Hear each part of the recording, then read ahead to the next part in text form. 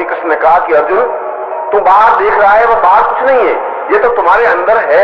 ये पूरा महाभारत युद्ध तुम्हारे हृदय के अंदर हो रहा है। आवश्यक इस बात की तुम अंदर प्रवेश कर, और अंदर प्रवेश करेगा तो तुम्हें विशेष तथ्य दिखाई देगा। यह दिखाई देगा कि जो तुम महाभारत युद्ध में इस समय इस क्षण देख रहे हो, वह पूरा का पूरा महाभारत, वे योद्धा, वह भीष्म पितामह, वह दुर्योधन, सब कुछ तुम्हारे हृदय के अंदर तुम्हें दिखाई देंगे, खड़े हुए दिखाई भी देंगे। मगर साथ साथ यह भी स्पष्ट होगा कि इनकी भविष्यता क्या है, इनका भविष्य क्या है, क्या होने वाला है। बाहर हम जो देखते हैं वह तो केवल जो है वही दिखाई देता है, मगर घट के अंदर जो कुछ है वह तो दिखाई देता ही है। इसके साथ साथ यह भी दिखाई देता है कि ऐसा क्यों हो रहा है, यह भी दिखाई देगा कि इसका परिणाम क्या होगा, यह भी दिखाई देगा कि इसका समापन कहां होगा। इसलिए घट के भीतर देखने की क्रिया, हृदय के भीतर देखने की क्रिया अपने आप में एक अहम मान्यता है, एक श्रेष्ठता है, एक अद्वितीयता है। हम अंदर कैसे देख सकते हैं, हम अंदर कैसे प्रवेश कर सकते हैं? क्या कोई ऐसी युक्ति, क्या कोई ऐसी तरकीब, क्या कोई ऐसी प्रक्रिया है जिसके वजह से, जिसकी तरीके से हम अंदर प्रवेश कर सकें? इस अंदर प्रवेश करने की क्रिया को समाधि कहा गया है, और इसके 7 चरण हैं, 7 बिंदु हैं, 7 तथ्य हैं। उन 7 तथ्यों पर चलकर हम अंदर प्रवेश कर सकते हैं। और जहां 7वें द्वार पर हम पहुंचते हैं, जहां हम 7वें बिंदु पर पहुंचते हैं, वही संपूर्ण ब्रह्मांड हमारे सामने साकार स्पष्ट दिखाई देता है।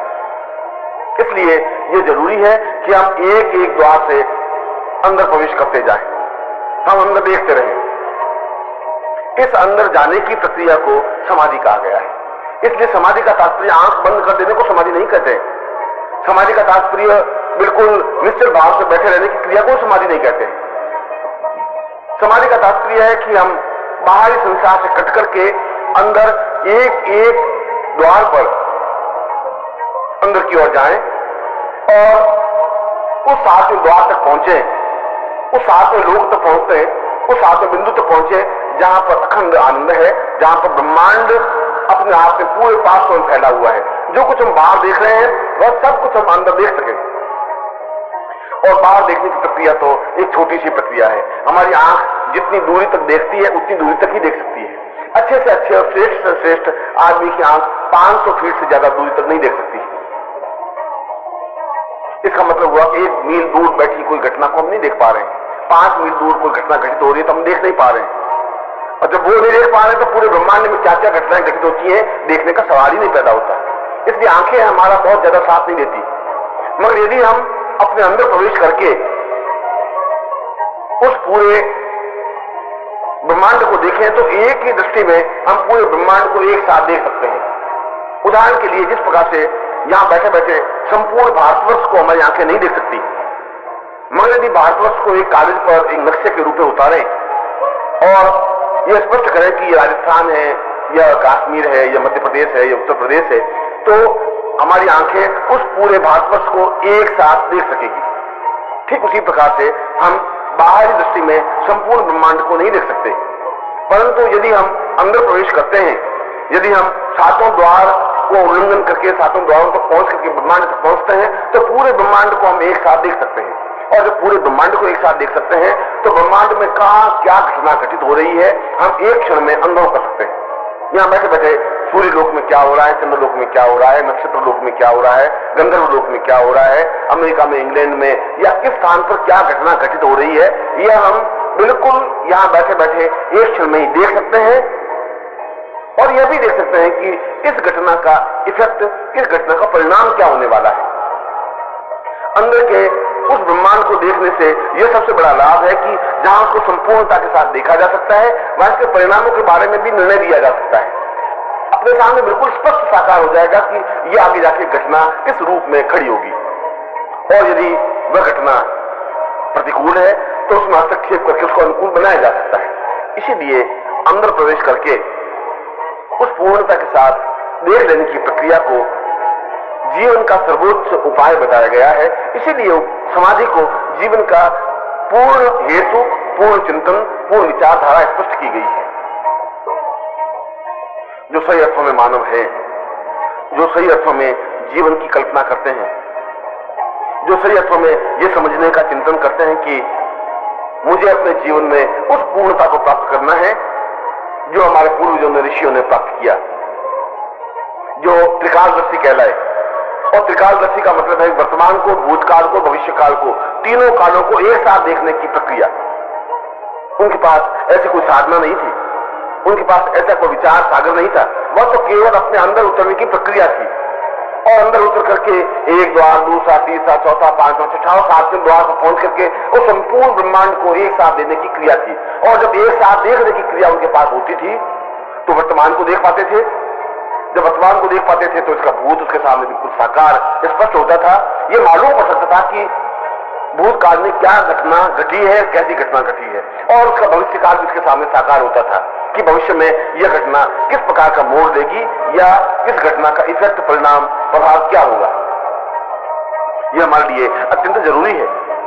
वर्तमान जीवन के दुखों को समझने के लिए जरूरी है कि हम अपने पिछले जीवन को देखें, पिछले जीवन को अनुभव करें कि क्या तरीके हैं, कौन से कारण हैं जिसकी वजह से हम जीवन में दुख और परेशानियां भोग रहे हैं। हजारों रुपए खर्च करने के बाद भी स्वस्थ नहीं हो पा रहे हैं, परिश्रम करने के बाद भी संपन्न नहीं हो पा रहे हैं, जीवन में अभाव है, पीड़ा है, बाधा है, कष्ट है, चिंता है, तनाव है, सब कुछ होते हुए भी जीवन में जो आनंद नहीं है, इसका हेतु, इसका कारण क्या है। हम किसी वृक्ष को या वृक्ष के पत्तियों को क्यों सूख रही है, डालियां क्यों सूख रही है, इसको समझने के लिए यह जरूरी है कि हम जड़ तक पहुंचे। कहीं ऐसा तो नहीं है कि जड़ में दीमक लग गई हो और जड़ कट रही हो, ऐसा तो नहीं है कि जड़ सूख रही हो, ऐसा तो नहीं है कि जड़ में किसी प्रकार का रोग पैदा हो गया। जड़ तक पहुंचेंगे तो हम उन वृक्ष की शाखाओं को और वृक्ष को देख पाएंगे। इसीलिए इस वर्तमान जीवन को समझने के लिए हमारा गत जीवन और पूर्व जीवन भी समझना जरूरी हो जाता है, और यह समाधि के द्वारा ही संभव है। अब मैं समाधि के इन 7 बिंदुओं को मैं स्पष्ट कर रहा हूं, जिसके माध्यम से हम थॉटलेस माइंड या विचार शून्य मस्तिष्क या ब्रह्मांड दर्शन प्रक्रिया को स्पष्ट कर सकेंगे। इसके लिए पहला द्वार पूरक प्रक्रिया है। पूरक का मतलब है कि हम अंदर पहुंचने के लिए हमारे पास श्वास के अलावा और कोई रास्ता नहीं है। श्वास के माध्यम से ही हम अंदर पहुंच सकते हैं। बिना वायु के, बिना श्वास के हम जीवित रहने की कल्पना नहीं कर सकते। पूरक का तात्पर्य है हम अंदर वायु के साथ प्रवेश करें, क्योंकि वायु या प्राणवायु या श्वास प्रक्रिया सीधे हृदय स्थल पर और हृदय स्थल से होता हुआ नाभि स्थल पर पहुंचकर उसको हस्तक्षेप करता है, उसको प्रहार करता है। पूर्ण का तात्पर्य है कि हम पूर्ण रूप से सांस को अंदर लेने की क्रिया संपन्न करें। ये सामान्य मनुष्य को सांस लेने की क्रिया का ज्ञान नहीं है। वह उतनी सांस लेता है, वह जो सांस लेता है वह केवल गले तक ही जा पाती है। श्वास लेने की प्रक्रिया का तात्पर्य है कि जो हम श्वास ले वह नाभि स्थल तक पहुंचे, नाभि स्पंदित हो। यदि आपने 2 महीने के बच्चे को नींद में सोते हुए देखा हो तो आपको लगेगा कि जो सांस ले रहा है तो नाभि उसकी बराबर स्पंदित होती रहती है, धड़कती रहती है। परंतु मनुष्य यदि नींद लेता है तो नाभि पर कोई स्पंदन नहीं होता। इसका तात्पर्य यह हुआ कि उसको श्वास लेने की क्रिया का ज्ञान ही नहीं है, या जो श्वास लेता है वह उथला है, छिछला है, कम है, वह केवल गले तक ही श्वास जा पाता है।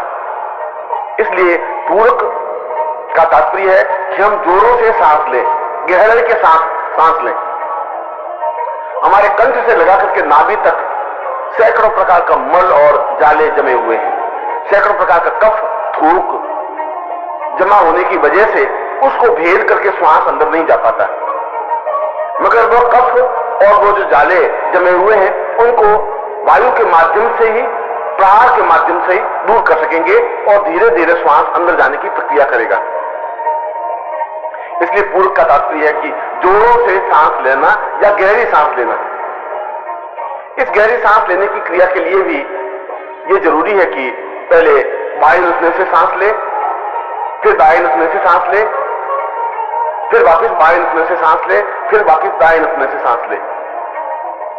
इसलिए कि इन दोनों श्वास लेने की प्रक्रियाओं का अंदर प्रयोग अलग अलग रूप में है। जब बाएं नसने से सांस लेते हैं तो पूरी हमारी भाव तंत्री जागृत होती है, चेतना तंत्री जागृत होती है। और जब दाहिने नथुने से सांस लेते हैं तो अंदर जितना भी हमारा द्वार है वह खुलने की प्रक्रिया प्रारंभ होती है। इसलिए दोनों नथुनों से बारी बारी से सांस लेने से बारी बारी से भाव संचरित होते हैं। यह जीवन की एक विशेष प्रक्रिया है, यह जीवन की श्रेष्ठ प्रक्रिया है। हम पहले दाहिने नथुने को अपनी उंगली से दबा लें और बाएं नथुने से बहुत जोरों से सांस लें। इतने जोरों से सांस लें कि हम जितना ज्यादा सांस ले सके लें, और वह सांस लेकर के हम उस बाएं नथुने को बंद कर दें और जो बाएं नथुने से सांस लिया है उसको दाहिने नथुने से वापस बाहर निकालें। यहां पर 3 प्रक्रियाएं हुई। एक तो हमने दाहिने नथुने को बंद किया,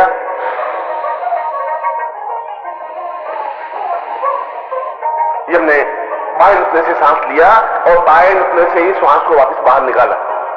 दूसरी बार में बाएं नथुना हम अंगूठे से बंद करेंगे और दाहिने नथुने से सांस लेंगे और दाहिने नथुने से ही श्वास को बाहर निकालेंगे। बस श्वास बहुत गहराई के साथ लेंगे।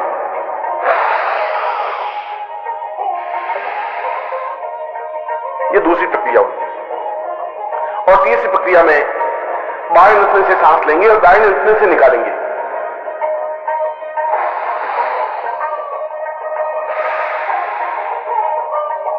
चौथी प्रक्रिया में दाहिने नथुने से सांस लेंगे और बाएं नथुने से बाहर निकालेंगे।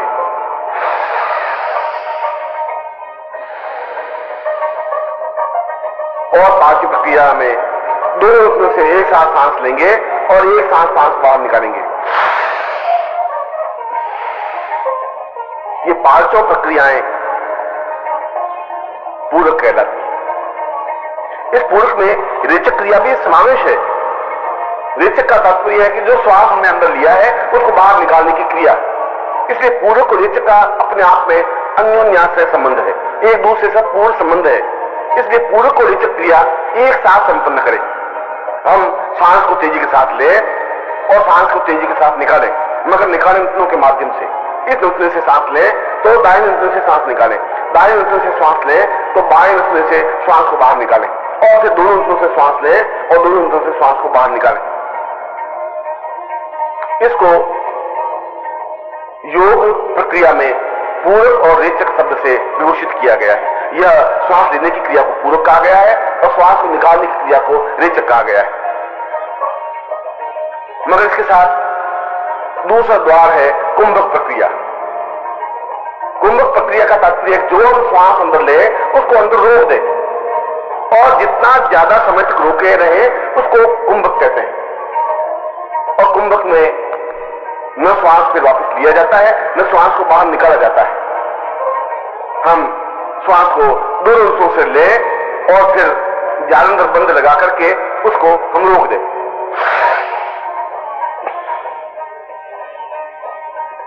जालंधर बंद का तात्पर्य है इस हिचकी को इस गले की ठुड्डी पर रोक दे। जब गले की ठुड्डी पर रोकेंगे तो अंदर का श्वास बाहर निकलने की क्रिया संपन्न नहीं कर सकेगा और अंदर का श्वास अंदर बना रहेगा। जब अंदर का श्वास अंदर बना रहता है तो वह अंदर बहुत तेजी से प्रक्रिया करता है, बहुत तेजी से घूमता है। वह घूमता है तो अंदर जितने भी गंदगी है, जितने भी जाले हैं, जितने भी द्वार बंद हैं, उन द्वारों पर जोरों से प्रहार होता है। जैसा कि मैंने कहा कि 7वें द्वार से पहुंचना है तो दूसरे द्वार पर प्रहार करने की क्रिया इस पूरक के माध्यम से ही संभव है, इस कुंभक के माध्यम से ही संभव है।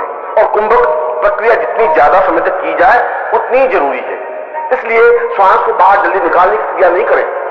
और जब हम कुंभक करेंगे तो 2 घटनाएं घटेंगी। एक तो हमारा चेहरा पूर्ण रूप से लाल सुर्ख हो जाएगा, इसलिए कि हम श्वास बाहर निकाल नहीं रहे और अंदर पूरी एक वेग, एक आग, एक चिंगारी पैदा हो रही है। और धीरे धीरे दूसरी क्रिया ये होगी कि हमारा पेट फूलने लगेगा। और पेट फूलने का तात्पर्य है हमारी नाड़ियों में एक तेजी से कार्य करने लगेगी, तेजी से स्पंदन होने लगेगा और नाड़ियों में जो गतिशीलता आनी चाहिए वो आएगी। और नाड़ियों में गतिशील आने का तात्पर्य है कि दूसरे द्वार को हम खोल सकेंगे। जैसे कि मैं आपके सामने कुंभक कर रहा हूं, आपने देखा होगा कि इस प्रक्रिया में पूरा चेहरा लालिमा की ओर, पूरा खून चेहरे की ओर आने लग जाता है। ऐसा लग जाता है कि चेहरा लाल होने लगा है। लाल होने का तात्पर्य हमारी सारी शरीर की नाड़ियां कार्य करने लग जाती हैं और वे कार्य करने की साथ साथ अंदर जो कुंभक होता है, अंदर जो श्वास होता है वो अपने आप में फैलता है, क्योंकि अंदर जठराग्नि है उस अग्नि का उस वायु से जब संबंध स्थापन होता है तो वायु और फैलती है और वो फैल करके पेट को फुला देती है। और पेट को फुलाने का तात्पर्य है अंदर जितने भी रोग हैं वह समाप्त होने की प्रक्रिया। पेट को फुलाने का तात्पर्य है अंदर नाड़ियों में जो गतिशीलता नहीं है वह गतिशील होने की प्रक्रिया। समाधि का तीसरा चरण या तीसरा द्वार भस्त्रिका है। भस्त्रिका का तात्पर्य है कि अभी तक तो हमने पूरक और रेचक और कुंभक किया। श्वास को अंदर लिया, श्वास को बाहर निकाला, यह पूरक और रेचक हुआ। और फिर श्वास को अंदर रोकने की प्रक्रिया की, यह कुंभक हुआ। परंतु यह तो धीरे धीरे श्वास लेने की प्रक्रिया हुई। धीरे धीरे श्वास लेने से अंदर जितनी गंदगी है, जितना मैल है, अंदर जितने द्वार हैं, वे एक साथ नहीं खुल पाते। उसके लिए पूरा फोर्स जरूरी है, पूरा धक्का जरूरी है, पूरी तेजी जरूरी है। इस पूरी तेजी के साथ श्वास लेने की क्रिया को भस्त्रिका कहा जाता है। भस्त्रिका का तात्पर्य है हम बहुत तेजी के साथ सांस लें, इतनी तेजी के साथ सांस लें कि जितनी ताकत है, जितना फोर्स है, जितनी क्षमता है, और फिर उसी तेजी के साथ श्वास को बाहर निकाल दें। इसके लिए 1 मिनट में कम से कम 60 बार भस्त्रिका होनी आवश्यक है।